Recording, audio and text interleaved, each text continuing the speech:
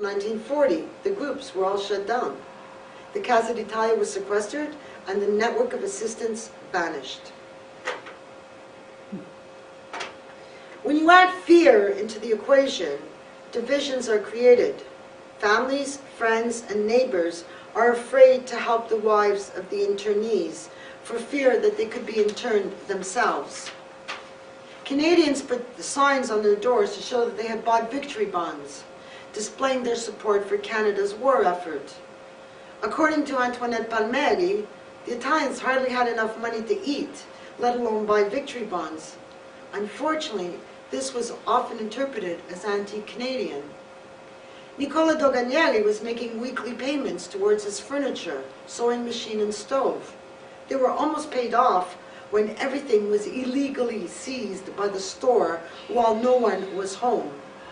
His wife Françoise and her 7 children were cut off relief. Giovanni Zappieri owned a grocery store in Villemard. After he was interned, his wife looked after the store. Despite the fact that they had had a beer license for 20 years, the Quebec Liquor Commission refused to renew it, and it cut off a significant portion of their income. Mrs. Carbone's monthly relief of $10 was stopped. Her landlord was about to kick her out.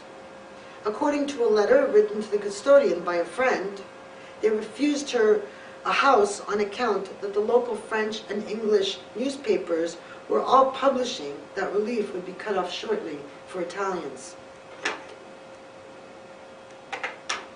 In 1940, the creation of an ethnic group as a threat was a serious blow to individuals and the colony. The government had to show citizens it was defending them, and the attack on ethnic groups was one way to appear to be doing good for the majority. The panic mentality became dangerous. Everyone was suspicious. Canadians feared Italians, and Italians feared everyone. What we learn is how dangerous it is when a group is used to serve a political purpose. It destroyed goodwill and community. It allowed undemocratic laws to take effect. Some people felt that in order to be accepted by the ruling majority, they had to hide their ethnicity. Some remained quiet. The younger ones rebuilt. But for the pioneers who were already advanced in their age, it was a lot more difficult. I absolutely don't believe that the men were well treated. They were scarred for life. They kept it inside.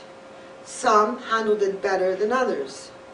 They couldn't even explain what happened to others when they had a hard time understanding it themselves. One of the lessons that I learned was how resilient and positive-minded Italians are. Rather than complain and say we are victims, they invented strategies of survival.